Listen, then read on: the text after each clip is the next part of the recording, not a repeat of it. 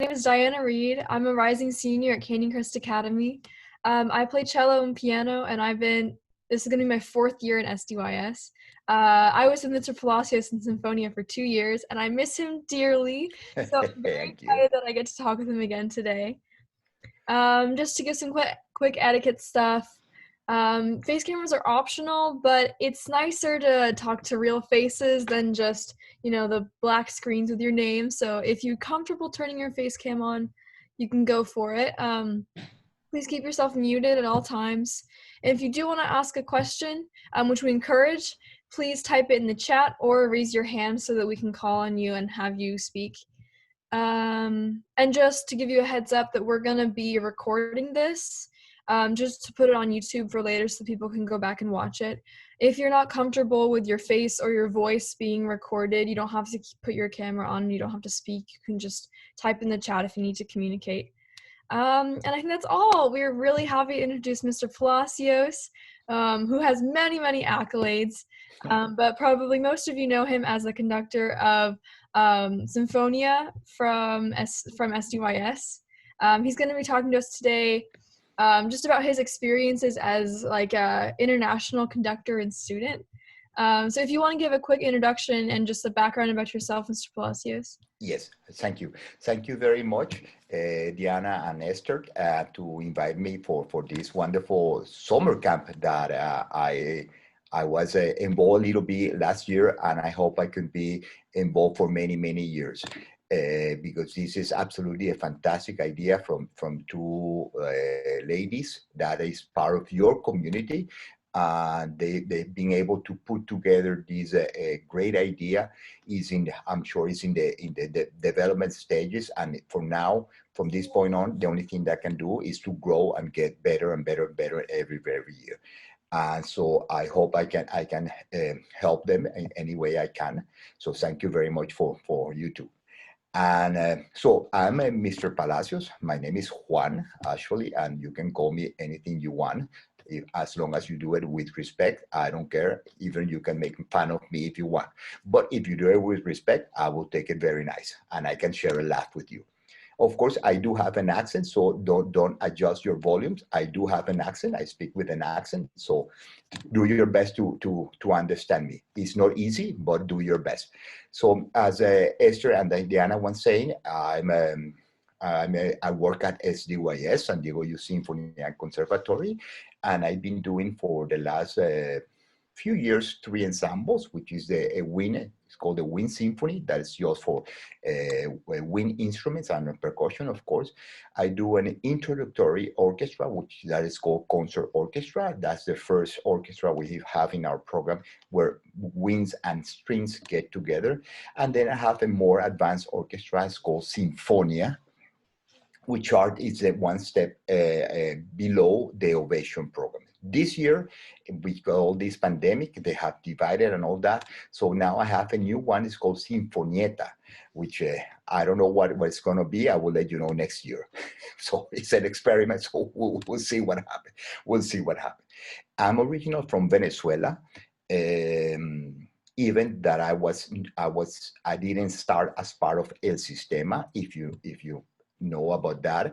Later on in my life, when I started doing some teaching, I became part of El Sistema, and I was the founder of one of the programs of El Sistema. We started with about 5 kids for the first concert, and after 4 years, we grew up to have about a little over 250 students in 5 different orchestras, from a very young one to a semi-professional orchestra, and that was a very, very nice program. That program is still going on, and I have to be very proud to say that all the students that were part of that program and decided to take music as part of their life project, they became, today, they are all professionals in different orchestras in the world. Some of them are in Australia, some of them are in Europe, some of them are teaching in South America, some of them are here in the US. So all the ones, not all, of course, wanted to be musicians, which is, for my point of view, that's one of the keys in learning music. I don't teach music to expecting that everybody wants to be a musician. Actually, I hope very few of you want to do it. If not, I will be out of the job very soon because you are absolutely amazing. But so I'm already terrified about Mia because she wants to be a conductor, and I know in a few years she will take my spot very, absolutely, and I will clap for that. I will looking forward for that. So I could be in the background now, on the ground, on the background. So um,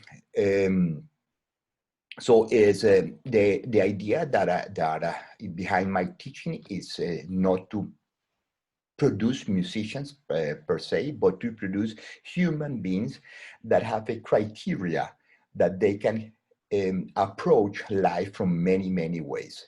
Um, my rehearsals, as Diana, Esther, and Mia can speak can speak, are not just about music, but it's a lot about how to approach few things in life. If you, of course, if you master the learning of music or the rigorous way of living of learning the instrument, you can apply that to anything you want in life, and of course, you'll be a successful person.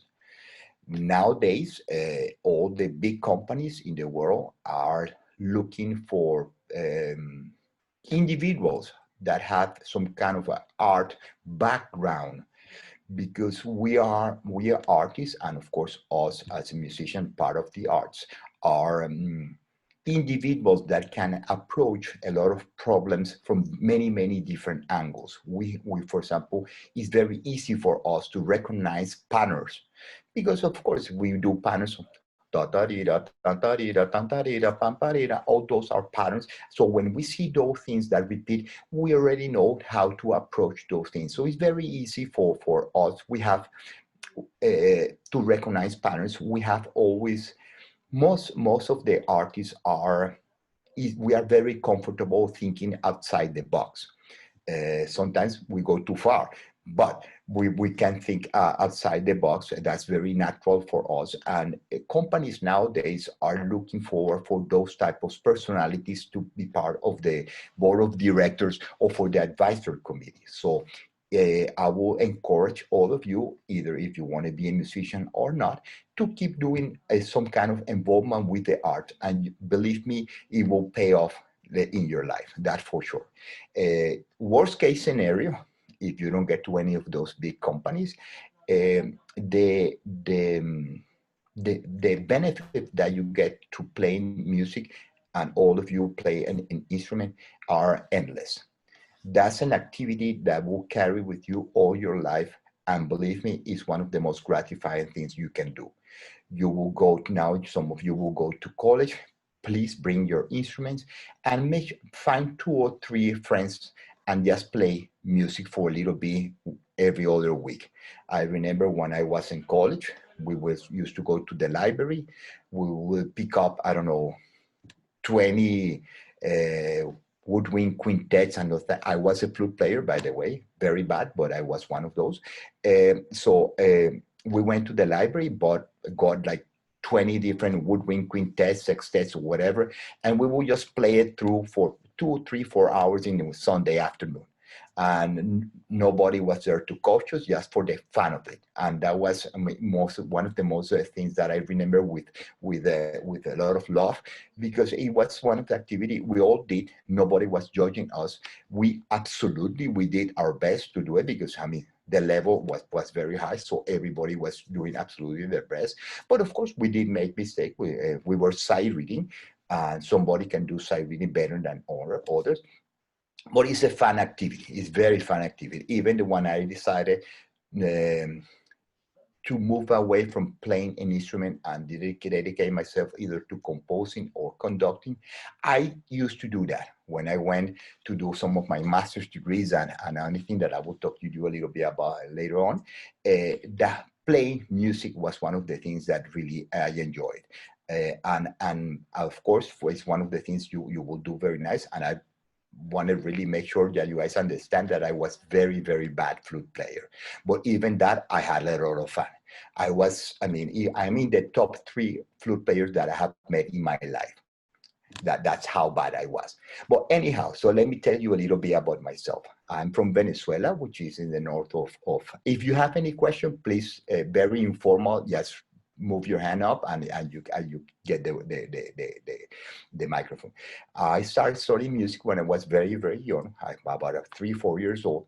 And I started with a fantastic lady who passed away a few years ago. Her name was Maria Luisa Stopelo.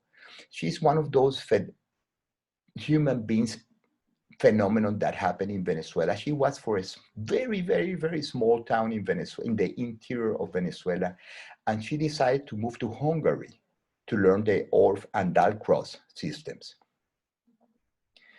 It was very, very hard for a person from the capital to go to Europe. Imagine how it was for her. It's like being in the middle of nowhere in Montana and decided to go to Czechoslovakia to do something. So I mean, if you are from New York or from San Diego, San Francisco, maybe you know where Czechoslovakia is.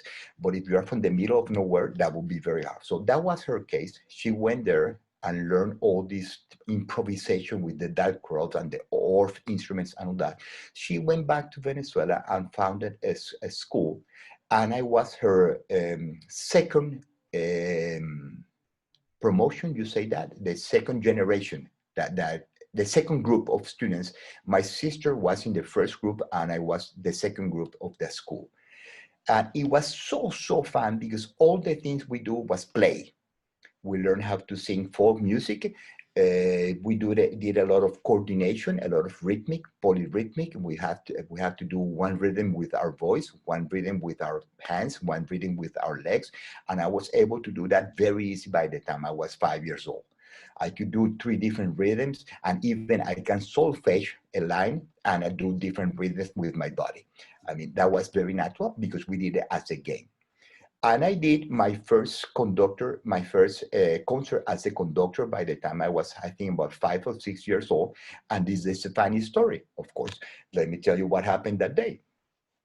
We had a percussion orchestra, which was fantastic. Everybody plays different jazz percussion instruments, and some of the orps marimba. And we had four, including myself, that had put together some kind of improvisation. We organized an improvisation and we were conducting in front of the orchestra, whatever. I mean, no pattern, no 2/2, no 3/4, no nothing. Just, I mean, move our arms freely. So the day of the concert came and I realized that I have to memorize a speech. Well, I did my best, and as you probably know me, I'm not very intelligent but I do my best. So I learned my speech. I was tortured, of course, by my parents. You have to learn it, you have to learn it. So I did. Went to the concert, everybody was in the concert, and then every time the whole orchestra started, I was playing, I think, one of the drums, and I didn't know in what order I was going to be conducted. So I jumped to think, I thought I was the first one. No, was somebody else delivered the speech and all that. I went for the second one. No, so I realized I was the last one. So can you imagine how nervous I was getting by the second and trying to memorize the theme, play my part. So I went. By the time it was my part, I was the last one. I went in and of course, you already realize what happened. I forgot my speech. So I forgot 2 or 3 lines. So I say like something, here I am, my name is Juan, whatever, blah, blah, blah, blah, and I'm going to conduct. So, and at literal, I say, I went like, blah, blah, blah, blah, and then I realized I went through. So my debut was kind of a peculiar one, but I had so much fun. So after that, after I spent maybe, I would say 5 years with that fantastic lady. And I say, I know all the folk music from Venezuela, and we used to make some flutes out of bamboo, and that was our instrument. We recorded records, all that. And after that, I went to very traumatic experience. I got into a conservatory. I'll say traumatic because that was the first time in my life I have to learn music in a desk. And I thought that was absolutely ludicrous. I mean, how could you learn music not playing and not jumping and not doing exercise and not singing? How could you sit in a desk and learn music? So, well, that's the way. And And then I did all my theory, and over there, I did my solfege, which was very hard. Then I did some composition, some harmony, etc., etc. And then by the time I was graduating from high school, with most of you, I decided to be an engineer because my father was an engineer, of course. So I went to the university as an engineer, and as you expected, I flunked, of course. Fortunately, the university in Venezuela, it was free, so I didn't have to pay $50,000 a year to go there. So it was free, so it was an easy flunk. And I remember when I was in my, no, I didn't flunk. I retired. So when I was doing math 3 or math 4, I don't know, they put this huge equation in the blackboard, and it was everywhere. And I looked to the guy next to me and I say, I'm done. I'm done. I close my book. I say, I'm out of here. Walk out of the room. My grandfather at that time was the dean of the School of Art in Venezuela, in the university. So I walked to the university, went to his class. I said, grandfather, I'm done. I'm done with engineer. I cannot take it anymore. And he said, finally, you come to your senses. So, and then he grabbed me by my hand and we went to see my mother. My mother was the dean of the political science school in Venezuela. So we went to see her, and then she was absolutely very happy. Instead of they punish me, they celebrated with me, which was absolutely fantastic. And they decided, okay, let's make a plan. And the plan was, okay, let's move you to Europe. Okay, we find a school in England, in Cambridge, to be exact, and say I apply, go there. I say, okay, I'm going to be there next September. I will do my applying and all the things when I go there. But before that, I stopped by Germany. There was a teacher, and a fantastic teacher that I had the chance to meet many years before. And he said, well, why don't you start by Hamburg and go to the Hamburg Conservatory, and I will see you. We have an informal communication, conversation, and we will make a plan. So I flew to Hamburg, and I got to the conservatory. Of course, he didn't speak that much English. And as you know, right now, even after probably 30 years speaking English, look how bad it is. Imagine how awful it was when I went to meet him. So it was almost a mime conversation, but we got to find it. I got to his class. He invited in, and there was this, I would say, kid, because he had a baby face. Maybe he was, I don't know, 15, 16 years old. And he was sitting in the piano playing the Magic Flute by Mozart, played by a score reduction of the full score in the piano, and he was singing every single part. So if he was singing the Lady of the Night part, he will sing in a falsetto. If he was singing Zarathustra part, he will sing in a low voice, and he was making everything. And I was sitting in that chair and say, this guy have to be the superstar of conducting, because this is the first time I see that somebody is able to do this thing. This thing is so complicated. So after the class, somehow we managed to say that this kid was going to take me downstairs to the office to get all the administration and all the application, and I was going to apply. And I talked to the kid. I said, well, man, I'm very impressed. You have to be the best in the class. I have never seen that. And he told me that actually he was doing that as an extra credit because he was the last one in the class. Of course, what was my reaction for that? Okay, get my bags, I'm out of here. I got my bag and got out of Germany as soon as I could. I couldn't get I never got to Cambridge in England because it was a war in South America, and where South America was fighting the British because of some islands that are next to Argentina. So it was not very good for Venezuelans to go to England, and I somehow ended in Boston, Massachusetts. Fantastic city, and I got into the Boston Conservatory of Music, believe it or not, as a flute player. And after that, I moved the following year to the Boston University, and I changed from flute player to theory and composition. I did my degree on that, my bachelor's degree in theory and composition. I also did a master's degree in composition, also from Boston University. And then I moved to Yale, and I did my master's degree in conducting. After that, I moved down to Venezuela for 1 year, and I got a scholarship to go to France.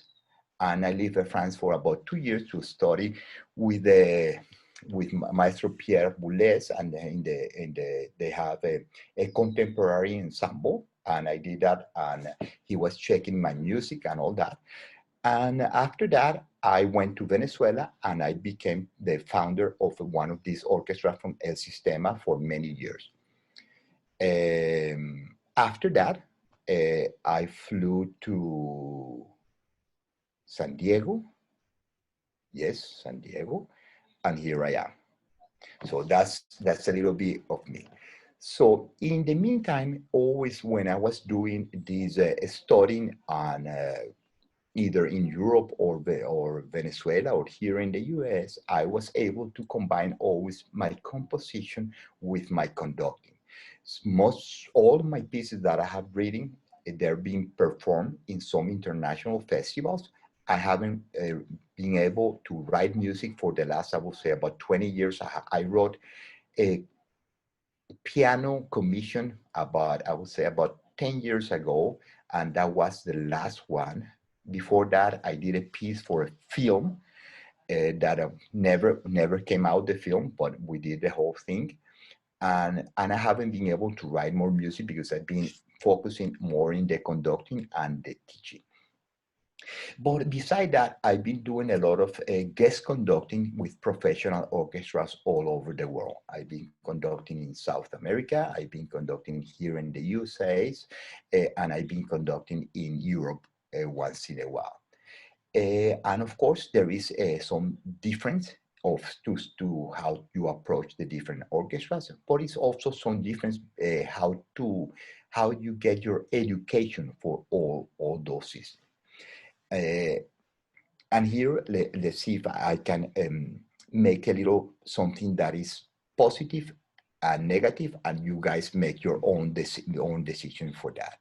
Here in the US, the studying of music, you go to, I mean, there is not really a conservatory where you go and learn the theory, and it's a house where all the theory and everything happen. You took private lessons, and if you get motivated enough, you will join some of these orchestra like San Diego Youth Symphony, or Mozart. What's the name? Mozart. What's the Maybe name of it? Mozart? Which Maybe one? Mainly Mozart, yes. The one in Escondido, you join one of those organizations, and you do like an after school program, and you will do that through your high school, and then you apply as an instrumentalist. You play an instrument, you apply as an instrument to college. You don't need to do any music history or theory before that. You just apply as with your instrument, and they will place you. You will be most of the time a freshman. Of course, there are different other ways. You can just play your instrument and do kind of a parallel studying, just concentrated in your instrument and do very little of the theory and all that in college. And then you get a diploma, but it's a college diploma. And that's the way you basically study here in the US. Uh, since you don't have a house or institution that is a conservatory where they teach you music history and those things, some of the knowledge require, I mean, not require, some of the knowledge that is part of the training of music, you lack on that. Saying that, you lack a little bit on music history, unless you take some music history in school as an elective, or and of course, the theory part, you don't take it because you don't need it. Okay, that also has, and I think sometimes in that you have sometimes an advantage. And I will tell you why, and it's always been a part of a discussion. And yes, I will keep that open because I want to go jump to the other side. If you go to Europe, if you go to South America, the way we do learn music is there is this house, this institution is called a conservatory, where we go by the time we decided to learn music. In that place, we have to go to X amount of years of ear training, X amount of years of music theory, X amount of years of composition.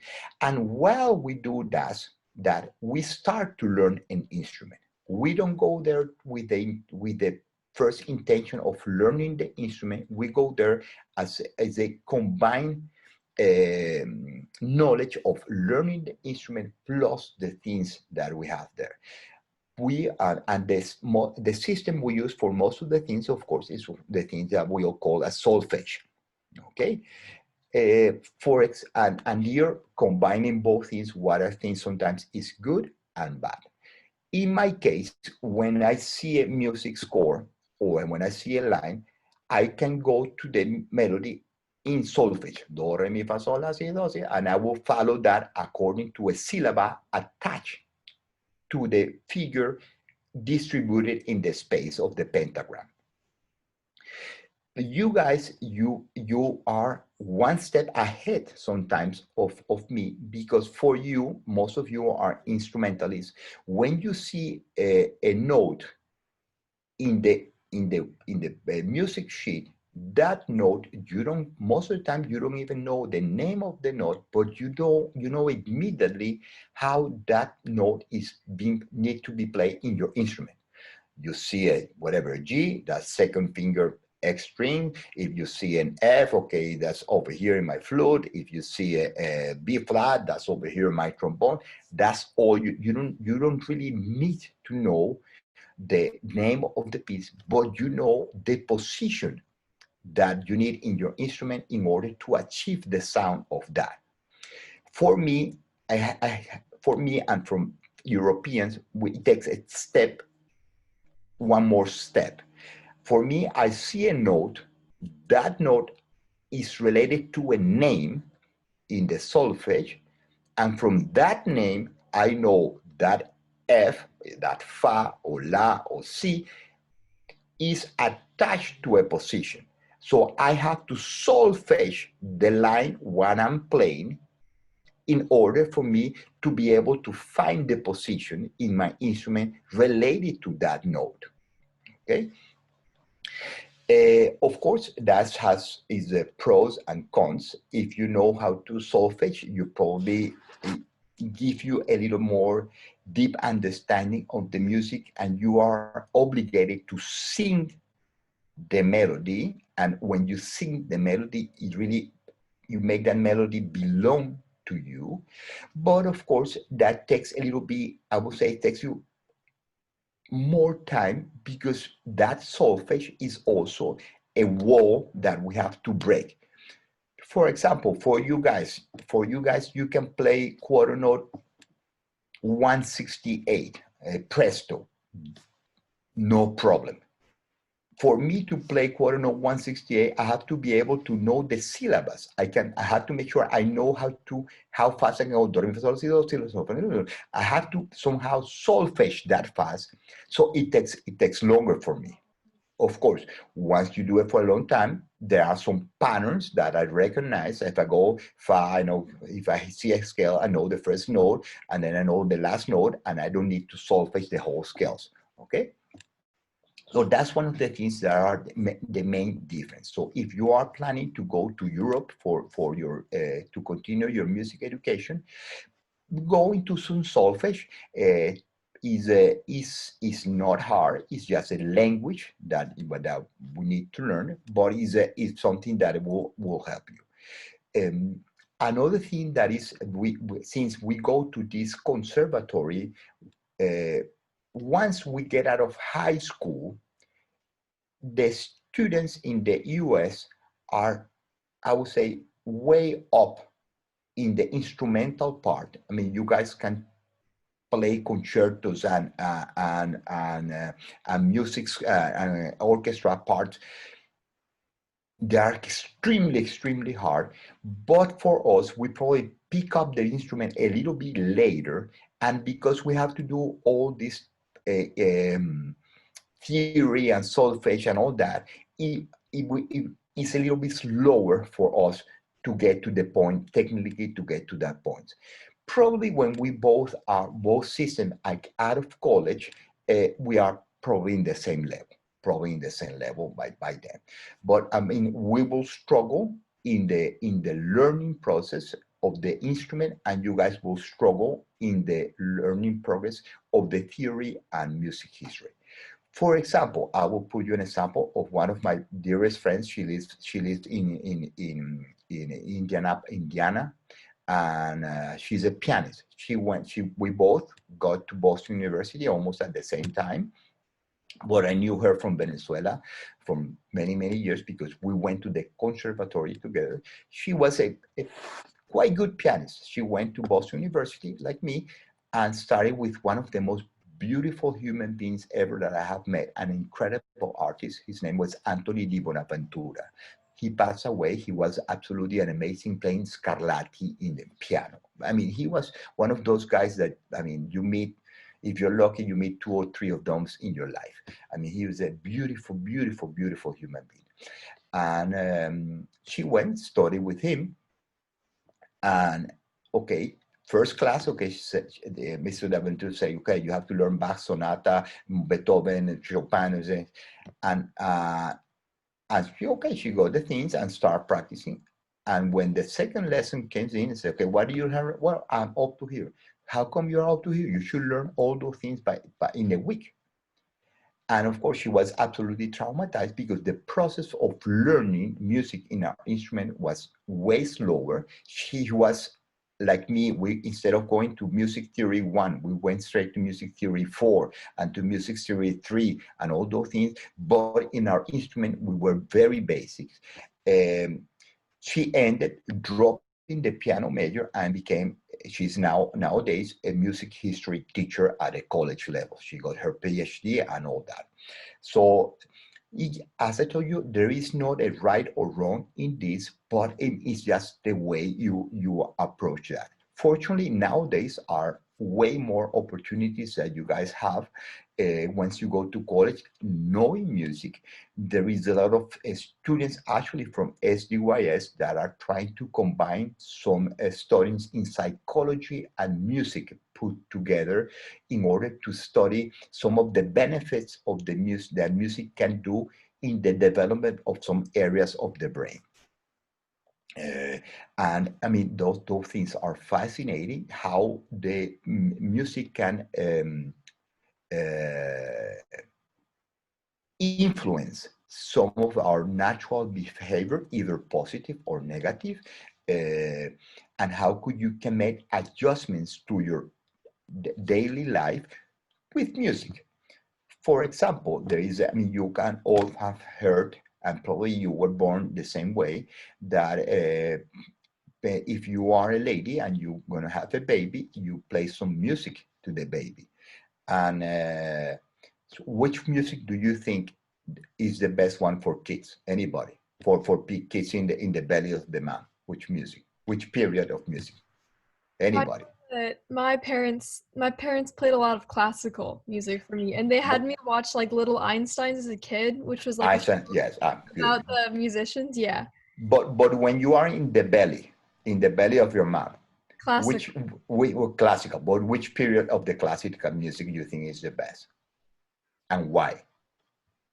Anybody? Just throw whatever you think. Romantic music, by Baroque, Renaissance, contemporary music, I think romantic. Gregorian chants. What do you think? Alex says Baroque. Okay, why? Still thinking of a reason. I'll type it in chat. I think like romantic or maybe like impressionist, just because that's like my favorite kind of If, music. I think if, it's very soulful and very beautiful. yeah. Anybody else who wants to jump in? I mean, there's that's an opinion. I mean, no, it's not right or wrong. The best music that you can play when for a mom that can play to the kids is Baroque. Okay, why? Maybe Why do you because think? the polyphonic textures and like terrace dynamics in a way, like I don't know, it does something for the child. I'm just making. Oh, interesting. I haven't thought about that, but maybe there is you are into something there. Who else? Maybe because it's so strictly created that it helps instill like the basics of music, like the comprehension into them. Good, good. Let's do the same question from a different angle. What do you think Baroque music has that classical music, which is the next one in music in the next period in music, doesn't have? What do you think is the main difference of them? I think Let's see, from a Bach piece to a Mozart symphony. the repetition and the patterns, maybe. That's one. What else? The difference between how you could play the instruments, because in the Baroque period it was like only loud or soft, so like he was talking about terrace dynamics. Whereas Good. in the classical period you had like the pianos that we know today where you were able to manipulate the dynamics more. So like, Good, good. What do you think about the pulse of the music? What do you think the pulse in the Baroque music is? Do you think it's an even pulse, and not even pulse, steady pulse versus a combination of both? What do you think the pulse is in the Baroque music? If you play a Bach sonata in the piano, let's take away, let's move from the partita, from solo instrument. But a Bach, Brandenburg concerto, Bach partitas, the World Temper Clavier, any of those pieces by Bach, what do you think the pulse of the piece? Do you think is it always the same, varies, very like jump from steady? It's a steady tempo. Tararim, tararam, tirarim, tararam, tirarim, pararam, pam, pigadiga, batadiga, bagadiga, batadiga, dira, dira, dira, dira, bam, tiba, bam, tiba, bam, tiba, bam, pam, pam. Steady tempo all the time. And that's related to the heart, to our heart. We need some consistent. Tararim. So the babies are related to that, and they get calm because there is no surprise. If we go to Mozart, we think it's very simple lines.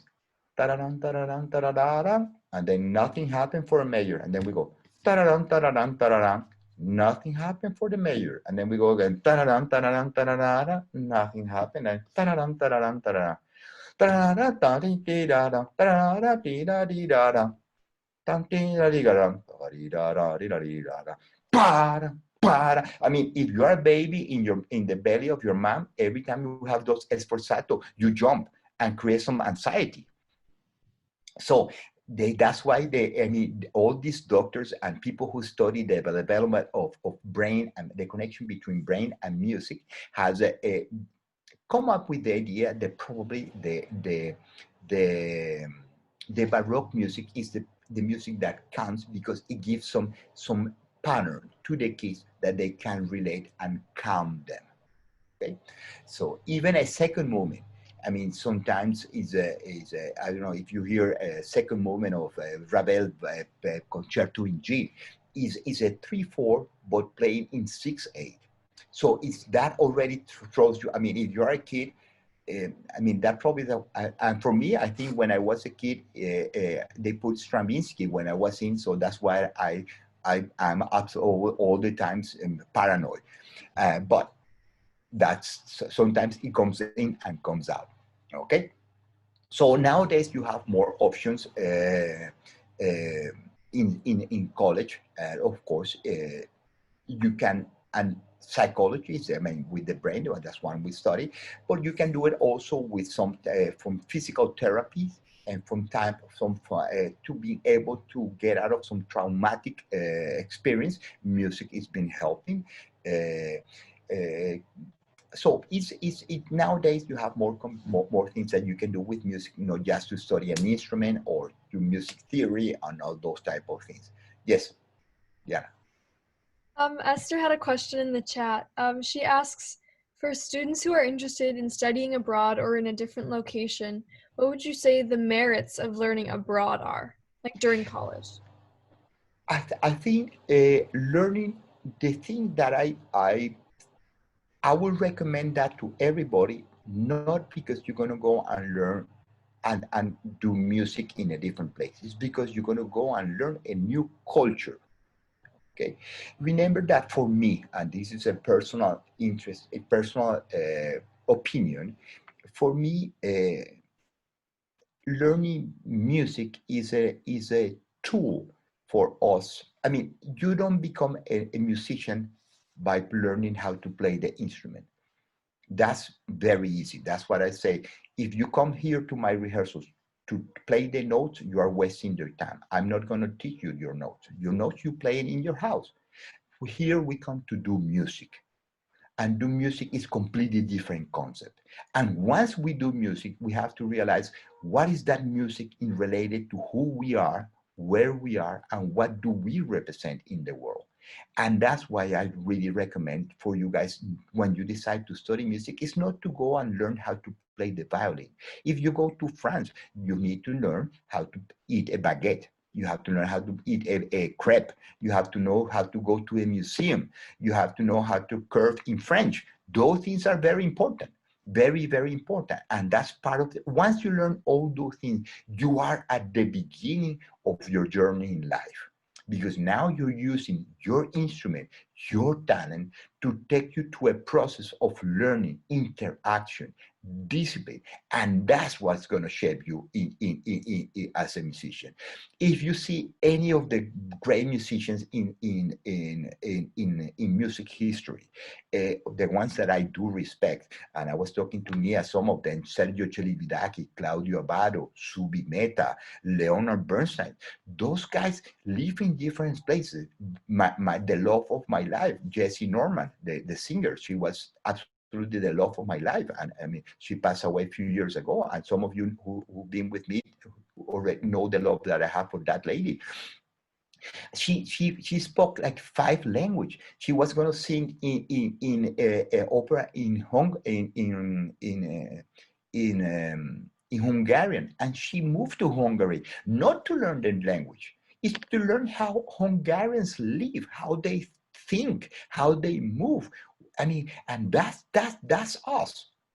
I mean, that's us. If you think you can play French music and never been and see the Impressionists, I mean, you probably are part of the 97% of the musicians of the world. You will play it quite well. But those who understand, who has read literature from that period, who has seen a play, who knows have eaten a baguette, been to France, getting to a bateau, have some wine, of course, some cheese.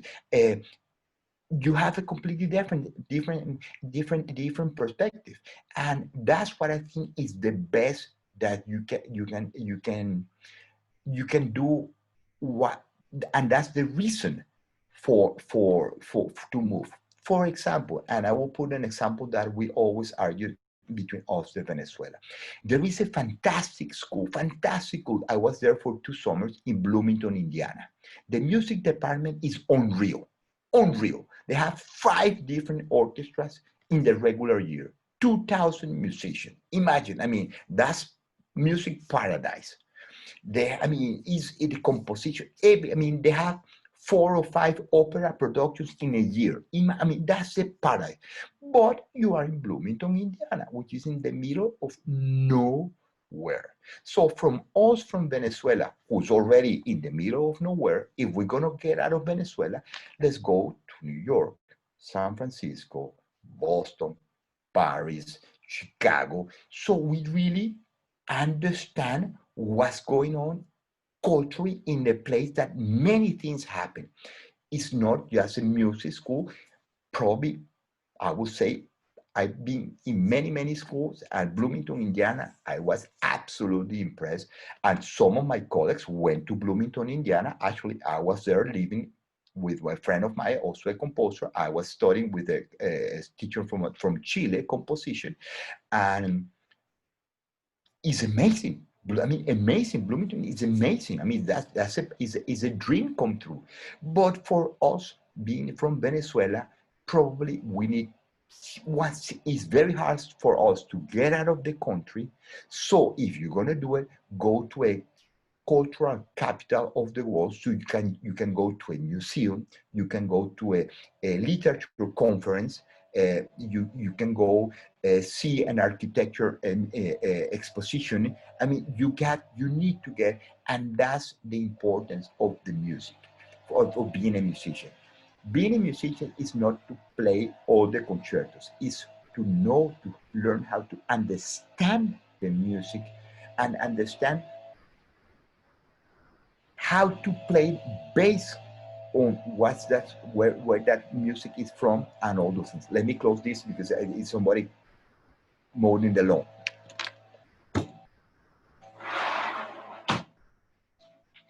Here we are.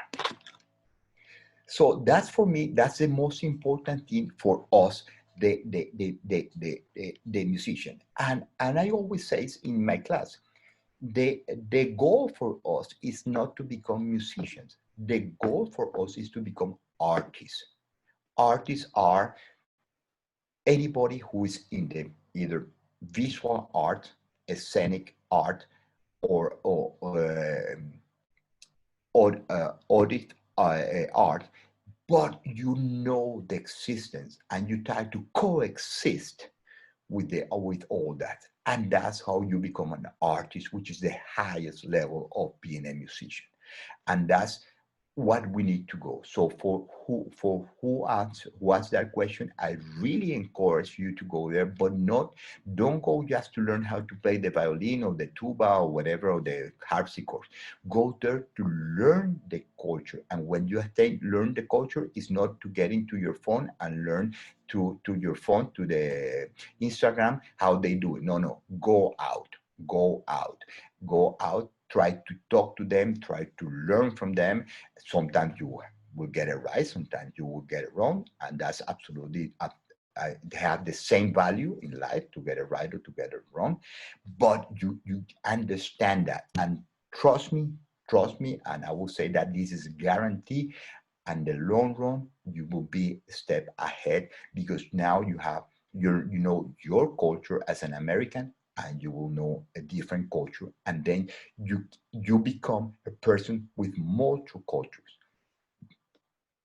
Yes, Yana. We have another question from someone that asked, what is your favorite story out of your years of conducting? Uy, so many, so many. Couple, you can say a couple. You don't have to choose like a specific one. Well, I have good ones and bad ones. And with this one is for any of you who want to study psychology, you can tell me, we can have this open. I always, every once in a while, I have this dream that I show up for a concert either on my underwear or conducting the wrong piece. So I'm ready to conduct Beethoven first, and then when I go, everybody's playing Beethoven 8. And that's absolutely traumatic. Or I show up for that and I forgot my pants, and so I have to, and nobody can borrow give me some pants, so I have another traumatic. So those are probably the ones that's very bad. But any of you who study psychology, you are welcome to throw and see if you can put some sanity into my brain. And in the plus side, let's see, what do I have? Okay, this is probably one of the most beautiful ones. I got invited to conduct an orchestra in the middle of nowhere in Venezuela. I mean, like probably a city of 25,000 people. I mean, in the middle of nowhere. And they have a small theater, and they say, okay, why don't you do Brahms first? And I say, what? I mean, these 25,000 people, do you have enough kids to play Brahms first? Brahms first is very difficult. It's a 6/8, the beginning, very extremely hard, because nothing happens in 1 and 3, everything happens in 2 and 5. So imagine you're already doing a 6/8 pattern that is sometimes complicated, but you have to move as a conductor in the 2 and 5, and then the crescendo diminuendo happen in 3 and 6. So it's complex at the beginning. So I went there, and this people were amazing, amazing, and amazing. And that's probably one of the concertos that I enjoyed the most in my whole career, because they were so much um, focus, so much in need of knowledge. And that was, we had experience. I mean, it was one of the most beautiful, beautiful experience. And at the last moment, if you know the last moment of Brahms first, it has a huge brass choral. Ba, ba, ba, ba, ba, pi, ba, ba. It's huge. And I remember when, I mean, that's like the climax of the fourth moment of struggling and debate between voice lines and all that. When I got there, which was, I mean, it's like Mahler's Second Symphony at the end. It's like, wow, here we go. And I got so sad because I knew from that moment on, I was conducting by memory, that I had 3 more pages of conducting, and that would be the end of the concert. And that experience was going to end. So I got so mad that by the time I got to the last score, I was almost in tears, not of something happened, of joy and sadness, because I was left with such a gratitude moment and such a beautiful sharing with all of them, that we were all doing our best to produce, to get to our goal. And I think that was the best experience. After, of course, after maybe a week or 2 weeks, I reflected on the moment, and I realized that probably was one of the happiest moments in my life. But at that moment, I was absolutely devastated, because I wanted that moment to be with me for all my life. And it was just in that moment. But that's probably was it. That's a really beautiful story. Thank you so much for sharing that with us. We have one last question because we only have a couple more minutes. I But have a video of my first time I conduct in my life. If you want to see it, we can put it at the end. I was very young, and of course I was beautiful. Let me tell you, I was beautiful. I had hair. I was beautiful. Now it's a different story. I will show you. But what's the question first? what do you want the future of music in San Diego to look like? I think I'm not an expert, because I mean, I know the music in San Diego. You guys have a lot of schools, orchestras, and bands. I think that's the way to go. I think if we can implement a mandatory learning of any of the arts in school, but in a way that we don't, because here artists and school teachers and music school teachers, they have to fight every single year for budget and all that. And the first one they caught is the lady who's in the nursery, and of course the music teacher and the gym teacher. And I think that's unfair, because probably those three are as very, very important. Nowadays, they have done studies saying how important is in the development of the social and academic skills, how important is the learning of music. But I will go a little bit farther, how important is the learning of art, to paint, to do some theater, or sports. I mean, I think sports are very, very, very important. So I will say I will be absolutely happy if every single school in the San Diego area has a music program. They don't have to be top of the top of the top, but they have to be decent. And of course, having an after school program like the one at SDYS, mainly Mozart and those things, are amazing, because if you want to do something a little more intense, then you can go to this place. Why I mentioned SDYS and mainly Mozart? And I will tell you why. Basically, when you do it, if you are in high school, which most all of you are, I'm assuming you are, you play in your school orchestra. But let's put an example. We have 9 Beethoven symphonies, and let's see that each one is harder than the other one. So number 2 is harder than 1, number 3 harder than 2 and 1, number 4 is harder than 3, 2 and 1. So if you are in a high school, maybe most of the orchestra will play maybe Beethoven second or Beethoven third, when if the orchestra is very good. But that doesn't mean that the next year you're going to be playing Beethoven fifth or Beethoven sixth. No, because some of the kids who are were very good. They leave to college, and then you have the new ones, the freshmen coming in. So you're probably gonna play once again Beethoven 2 and Beethoven 3 level. What happened when you go to something like SCYS or mainly Mozart? You have levels for all Beethoven symphonies. So if you are good enough to play Beethoven 6, you play with people who play Beethoven 5. If you are good enough to play Beethoven 8, you will play with people, students who are who are the level to play Beethoven 8. And those programs are always very, very good. Very, very good because they complement. I mean, we cannot exist without the high school, but we can add some value to that. So that will be for me, that will be, I mean, if every single school, which a lot of them do have, but not all, will be fantastic. Thank you so much, Mr. Palacios. It looks like we've run out of time for today, but we would still love to see that video. Would you mind showing it to us in your live stream tomorrow? That will be fantastic. Yes, I will put it. Wonderful. Then we can start with that tomorrow. Absolutely. So tomorrow, if the same of all of you didn't get that much bored with me, and you can handle listen to my stories one more hour, we will do a little analysis from the conductor point of view and from the instrumentalist point of view. What are your responsibilities as instrumentalists? We're going to do it Schubert Rosamunde Overture. We're going to do it with that.